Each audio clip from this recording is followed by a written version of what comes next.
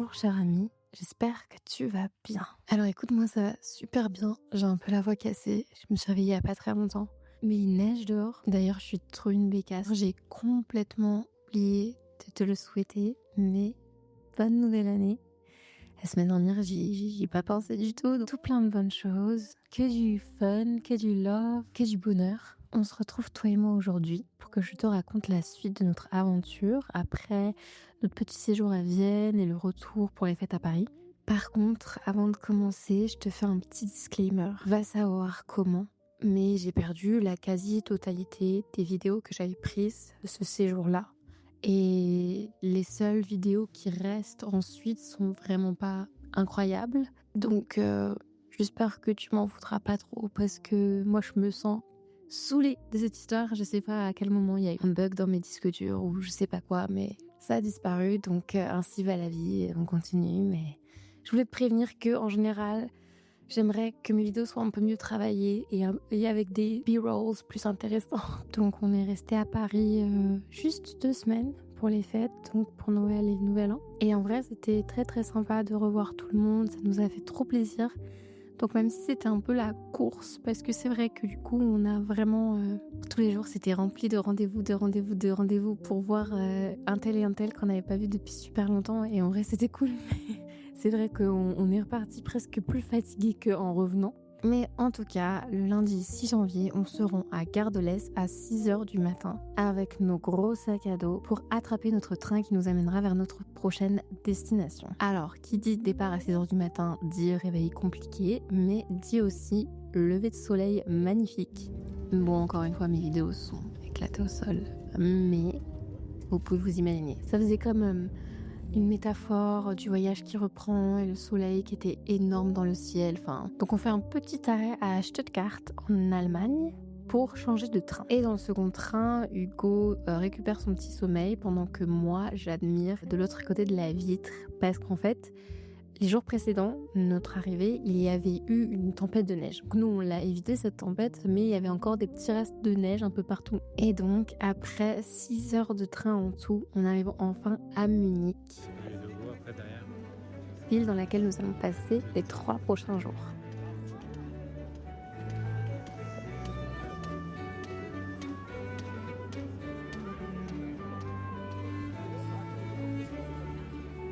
Bon, forcément, tu commences à nous connaître. Donc, dès qu'on a déposé nos sacs dans l'auberge, on va tester notre premier café munichois. Donc, le premier café qu'on va tester, c'est Man vs Machine, qui a une ambiance un peu rock'n'roll. Alors, franchement, le café était assez sympa, mais c'était genre rempli. On a fait la queue pour commander, et après, il y avait genre plus de place du tout à l'intérieur. On se demandait pourquoi il y avait autant de monde. Après, on s'est dit que c'était un café qui était quand même assez connu, et surtout à Munich. Et donc, on s'est dit qu'il avait tellement de gens parce que tous les touristes allaient là. Mais tu vas comprendre pourquoi. Je te tease un peu, mais on n'avait pas réfléchi. Après avoir bu nos petits cafés, on profite de notre première journée pour visiter le centre-ville et la Altstadt, parce que c'est vrai qu'on reste pas très très longtemps dans cette ville, donc on veut vraiment en profiter le plus possible. On commence à visiter la Altstadt, qui est censé être un peu l'endroit le plus touristique et tout. Et en fait, on est un peu étonnés parce que tout est fermé. On est un lundi, il est genre 15-16 heures. Et tous les shops sont déjà fermés et on est en mode mais c'est quoi cette ville, genre ils travaillent pas ou quoi le lundi, c'est leur week-end à eux, on comprenait pas. Mais donc il nous a fallu un petit moment pour réaliser que comme je t'ai dit tout à l'heure, on était le 6 janvier et que le 6 janvier tous les ans, c'est l'épiphanie. Et en fait, l'Allemagne, on dirait peut-être pas comme ça, mais l'Allemagne a encore un gouvernement hyper religieux et hyper catholique. Et donc, l'épiphanie, c'est un jour férié. Je crois seulement en Bavière, par contre. Et donc, c'est pour ça qu'en fait, tout était fermé. Au niveau des jours fériés, l'Allemagne est bien plus stricte que la France. Je te raconterai ça plus en détail quand on sera à Berlin. Mais c'est vrai que le dimanche, c'est fermé. Tout est fermé. Ne fais pas tes courses le dimanche, ça ne sert à rien. Et si ensuite le lendemain matin, le lundi, Jesus did something, comme ils disent à chaque fois, ce sera fermé aussi. Donc c'est le genre de truc où il faut vraiment prévoir en Allemagne. Oui, du coup, si t'as suivi, c'est un peu pour ça que Man vs Machine était si rempli. C'est parce que c'était l'un des rares cafés qui était ouvert ce jour-là. Mais donc, contrairement aux commerces qui sont fermés, les églises, elles sont en effervescence. Elles sont bondées. Que ce soit par des croyants ou par des touristes, tout le monde veut venir voir les festivités. Moi, de mon côté, je suis particulièrement heureuse de retourner dans mes églises baroques parce que c'est vraiment un style que j'affectionne tellement. Je trouve ça juste magnifique, tous les détails à chaque fois qu'on retrouve. Et là, à Munich, on a encore retrouvé des églises qui étaient juste à couper le souffle. Donc moi, vraiment, je suis conquise. Le style baroque, j'adore ça. Et donc, il y a certaines villes où c'est que ça. Et Munich en fait partie.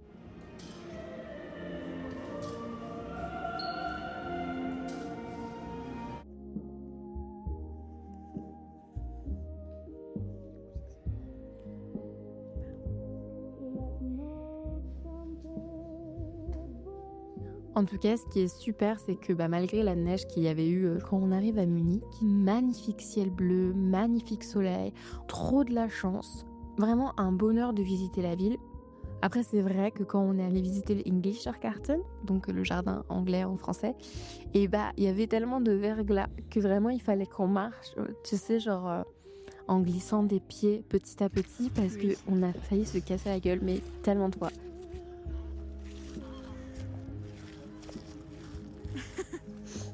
Ça, c'était très drôle, mais l'endroit était trop beau.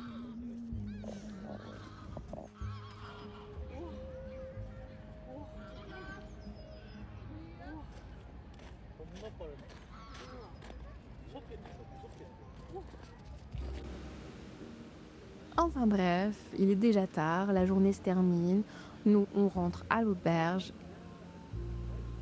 s'endort hyper rapidement pour une très bonne nuit de sommeil. Puis le lendemain matin, on commence notre journée par aller tester Mira Café. C'est un petit coffee shop qui a une ambiance un peu particulière. Là, ça fait très alternatif. Là, ça fait très allemand, Berlin. Ils avaient une Victoria Arduino Athena Leva dorée, trop belle. Elle était trop jolie. C'est surtout que c'est des machines que tu vois presque jamais. Ensuite, on continue vers le Hirschgarten. Après notre rencontre avec des écureuils dans l'épisode précédent, cette fois-ci, on rencontre des aimables cerfs qui, en vrai, n'en ont rien à foutre de nous. C'est un parc où il y a toujours des cerfs à l'intérieur, donc il est connu pour ça. On monte encore plus haut pour atteindre le château de Nymphenburg et on y va pour visiter les parcs. Alors, va savoir pourquoi. J'ai pris aucune vidéo de cet endroit alors que j'en ai gardé un très bon souvenir, mais l'endroit était trop joli. Et en plus, nous, on y est allé en hiver, donc toutes les statues étaient recouvertes et la nature était au repos. Mais même comme ça, le parc était très sympa.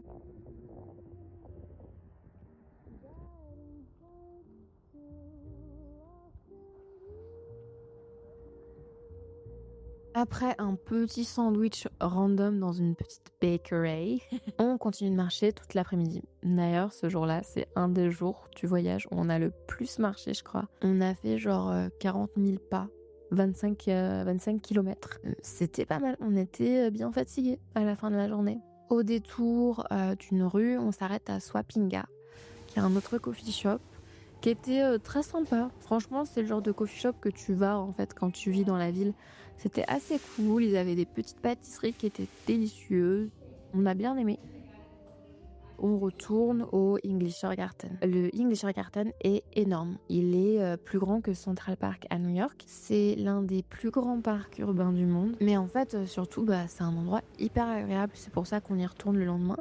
On sent que c'est un endroit qui est apprécié autant des touristes que des locaux. Quand tu vis dans une grande ville, ça te sort complètement de l'énergie urbaine. Et au détour de la rivière Eisbach, on tombe sur un petit groupe en pleine session de surf. Ça, c'était pas sur notre bingo card de voir des gens faire du surf dans une rivière, mais c'était très rigolo. Mais donc on est resté, je sais pas, genre 15 minutes à les regarder. Enfin bref, on a continué de marcher encore un bon petit moment avant de rentrer complètement épuisée à l'auberge. D'ailleurs, franchement, j'en parle parce que c'était vraiment une bonne auberge, mais on est resté à l'Euro Youth Hostel, qui est situé juste à côté de la gare centrale de Munich. Et c'était la première fois et c'est la seule fois d'ailleurs que ça nous est arrivé de tout le séjour. Pourtant, on en a pris des auberges de jeunesse. C'est la seule fois où on nous a proposé un lit double. Alors, ils le proposent, ils l'imposent pas, hein. Un lit double au lieu d'avoir 2 lits simples dans des dortoirs et une réduction de 10% par personne par nuit. Et franchement, c'était une superbe auberge. Le lit était trop sympa et suffisamment grand pour 2 personnes. On a vraiment bien apprécié y séjourner. Donc voilà, ce soir-là, je m'endors rapidement après avoir continué un bref temps ma lecture du rêve de Zola. Un livre qui se lit bien, mais qui est quand même dans sa finalité un tantinet pessimiste. Mais enfin, c'est Zola, tu connais. Bon, attends, donne-moi 2 minutes, faut que je me prépare un thé, j'ai la gorge si sèche.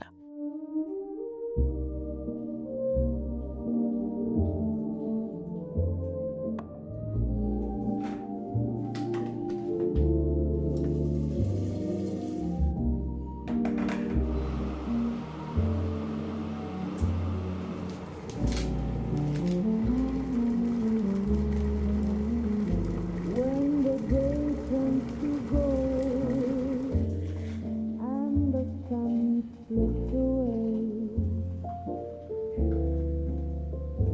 all the world seems to pause, bathed in softest gray.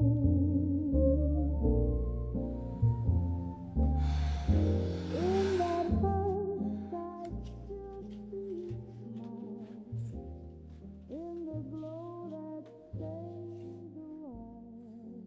Le gros highlight de la 3e journée, et honnêtement de notre séjour entier à Munich, je pense que c'est définitivement la résidence de Munich. Donc le palais de la résidence, c'était le château des ducs, des princes électeurs et des rois de Bavière, de la famille de Wittelsbach. Crois-moi sur parole, ce seront les 10 € les mieux dépensés de tout ton séjour à Munich. Et en plus, on n'a même pas eu le temps de la visiter entièrement. D'ailleurs, à la base, on n'avait même pas forcément prévu de la visiter. On a commencé notre journée par aller tester, tu sais, un café qui était là un petit peu en dehors du centre-ville, qui s'appelle South Bank Specialty Coffee. Et c'était un café super sympa. Tous nos cafés, enfin vraiment 80% de nos cafés, on les trouve en général sur European Coffee Trip, au cas où, si un jour ça t'intéresse. C'est donc un site qui recense un peu tous les bons cafés de spécialité. Donc voilà, on se réfère souvent à ce site-là pour trouver toutes les bonnes adresses et les adresses que je vous donne souvent dans ces vidéos. Mais donc l'endroit était super cool et surtout, tu sentais que c'était un peu un endroit assez local. Surtout, la barista était française et ça, c'était trop rigolo. Donc on a un peu papoté avec elle. Elle venait d'Alsace et en fait, on a pas mal parlé parce que à ce moment-là, nous, on cherchait en fait à trouver un travail en fait à Berlin. Après l'Italie, c'est vrai qu'en Italie, c'était assez requis qu'on sache parler l'italien. D'ailleurs, je vais te raconter ma petite anecdote, mais moi j'y suis concrètement allée au bluff parce que j'ai commencé l'italien sur Duolingo genre 1 mois avant d'arriver en Italie. Et quand j'ai fait mon entretien, ma patronne, elle m'a parlé presque exclusivement en italien.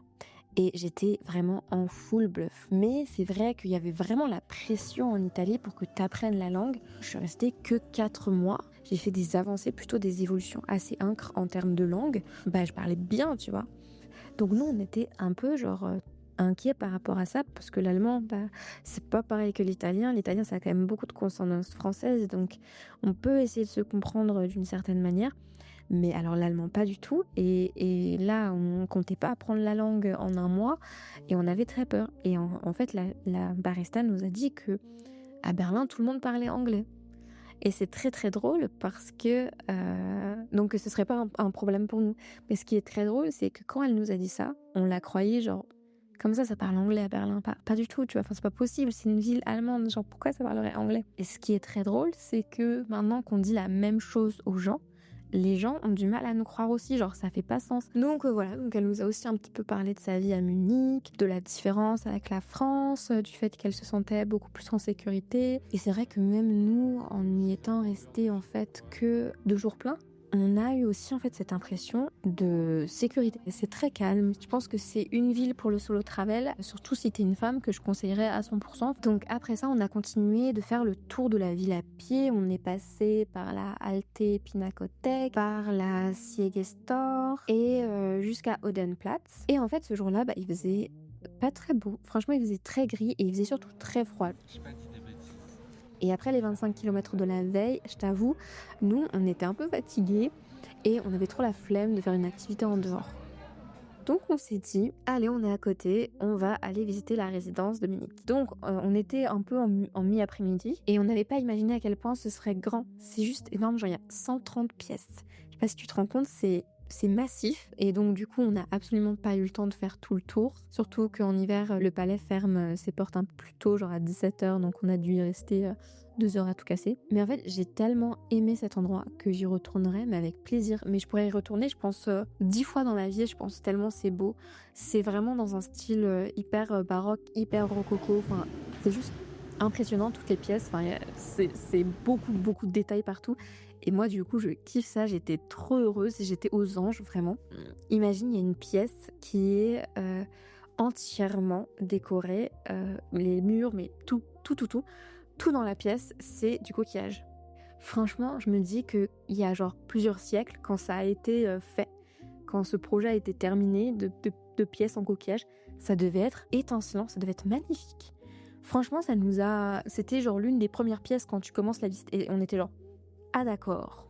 Et donc à mes yeux c'est vraiment la chose, mais genre LA en majuscule, à faire quand tu visites la capitale bavaroise. On y est allé il y a plus d'1 an maintenant et honnêtement je suis toujours autant impressionnée par cet endroit. Ça m'a laissé un souvenir inoubliable, c'est incroyable. Avant d'aller dîner on boit encore un énième café à Sweet Spot Café.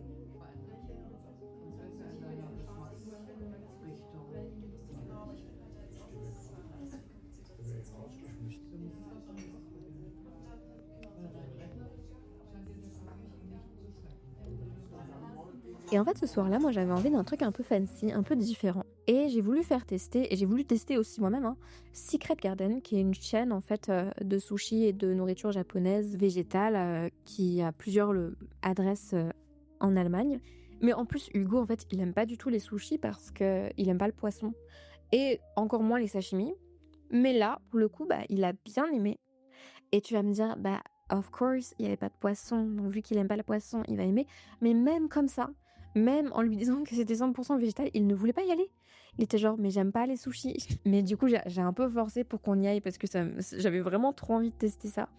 Et c'était vraiment très très sympa. On a bien aimé, c'était un peu fancy, c'était assez cool. Mais donc c'est vrai que c'était un peu cher, donc je sais pas trop si je te le conseillerais. Mais en vrai, si tu cherches des sushis vegan, va à cet endroit. Mais autrement, je sais pas si c'est genre l'adresse à tester dans la ville. Et puis on rentre à l'auberge de jeunesse pour notre dernière nuit de sommeil à Munich. Le lendemain matin, on retourne à Man vs Machine. Cette fois-ci, c'était beaucoup plus chill.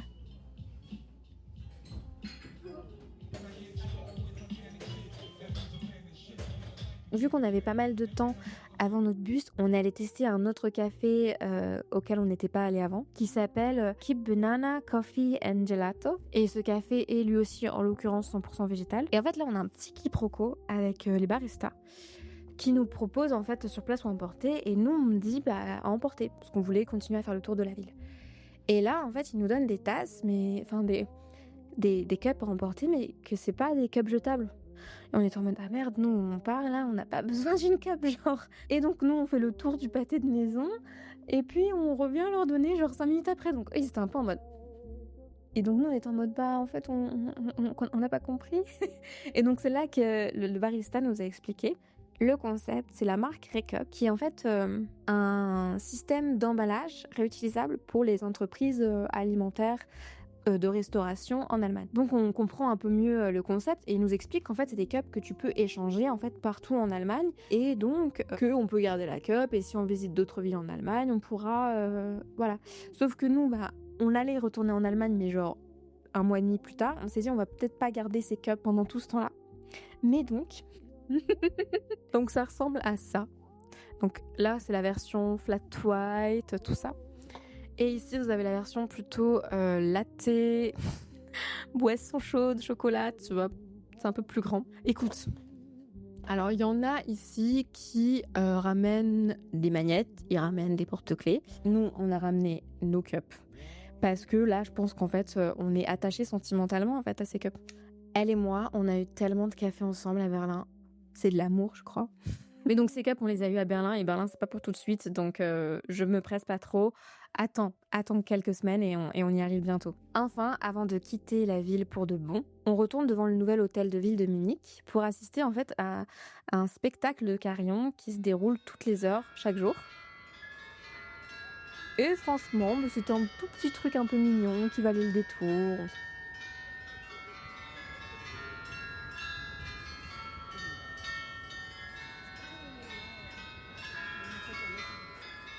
Et puis voilà, après ça, c'était ciao Munich quoi. Et puis on part prendre l'autre bus, comme d'habitude, vers notre prochaine destination. En tout cas, nous, on a vraiment beaucoup apprécié Munich. C'est une ville dans laquelle on se verrait bien y retourner genre un petit week-end au printemps. Genre en avril ou... Mais en fait, maintenant que j'y pense, peut-être plutôt en octobre. Ça fait plus sens, vu que c'est là-bas qu'il y a le Oktoberfest. Alors moi, je suis vraiment pas fan de bière, hein, je n'en consomme pas du tout, mais je pense qu'on y va vraiment pour l'ambiance. J'avais une collègue à Berlin qui était allée à Munich, du coup, elle vient de là-bas, mais elle était à Munich avec sa famille pour l'Oktoberfest et elle avait envoyé des vidéos et ça avait l'air vraiment très rigolo. Donc ce serait, je pense, une petite expérience à faire dans la vie peut-être cette année. Donc ouais, je me verrais bien revenir visiter la ville une nouvelle fois, retourner à la résidence, passer plus de temps dedans. Je te jure, ça vaut tellement le coup. Mais bon, je sais pas trop pourquoi je boudais mon appareil photo ou la création de contenu, mais je suis un peu déçue de pas avoir pu te proposer des images un peu plus intéressantes de la ville. Vu que c'est une ville qu'on a appréciée, je voulais te la vendre un peu mieux, quoi. Je t'assure que au fur et à mesure des vidéos, ça va aller en s'arrangeant. J'espère quand même que cette vidéo t'a plu, que ça t'a intéressé, que t'as peut-être même envie de visiter Munich maintenant. En tout cas, je te souhaite de nouveau une très très bonne année et une bonne journée aussi. Merci beaucoup d'avoir regardé cette vidéo en entière. On se dit à la prochaine. Merci beaucoup et bisous.